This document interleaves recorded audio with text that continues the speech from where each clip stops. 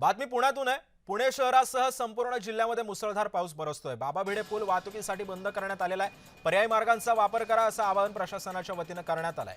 भिडे पुलावरून आढावा घेतला आमचे प्रतिनिधी आदित्य भवार यांनी। पाऊस आणि भिडेपूल हे समीकरण गेले अनेक वर्षांपासून पुणेकर पाळत आहे।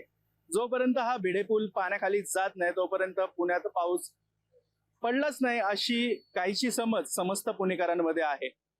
गेल्या 1 महिन्यानंतर मान्सूनने राज्यात आगमन केलेलं आहे। मात्र आता ह्या 1 महिन्याच्या नंतर 4 दिवसातच पुण्यासह राज्यभरात मुसळधार पावसाची नोंद झालेली आहे। कोकण किनारपट्टा तसंच धरण क्षेत्र भागात जोरदार पाऊस बरसलेला आहे आणि या 4 ते 5 दिवसातच धरण क्षेत्रामध्ये पाण्यात मोठी वाढ झालेली आहे।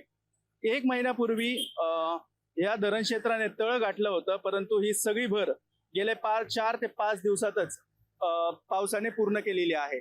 खडकवासला धरण क्षेत्र हे 80% भरलेलं आहे आणि गेल्या 2 तासातच हे धरण क्षेत्रामधनं विसर्ग होणार आहे आणि हा भिडे पूल पाण्याखाली जाण्याची शक्यता आहे। पण या मुळा नदीमध्ये गेले अनेक वर्षापासून मोठा प्रश्न भेडसावतो तो या जलपर्णीचा। आपण पाहू शकतो की पाऊस आल्यानंतर मोठ्या प्रमाणात या जलपर्णीचा साठा या मुळा नदीमध्ये होत असतो। मोठ्या प्रमाणात या ठिकाणी जलपर्णी साठलेली आहे आणि आता इथे जी टीम आहे ते जलपर्णी काढायचं काम करत आहे आणि ह्या स्थितीत जर पाऊस पडला तर धरण क्षेत्रात ही मोठी वाढ होऊ शकते आणि धरण क्षेत्रातनं विसर्ग देखील मोठ्या प्रमाणात होऊ शकतो। मात्र आता 2 तासात खडकवासला धरण क्षेत्रात किती वाढ होते हे पाहणं महत्वाचं असणार आहे। त्यानुसार या धरण क्षेत्रातनं पाण्याचा विसर्ग करण्यात येईल, मात्र तो किती करण्यात येईल आणि हे भिडे पूल पाण्याखाली जाईल का हे पाहणं महत्वाचं असणार आहे।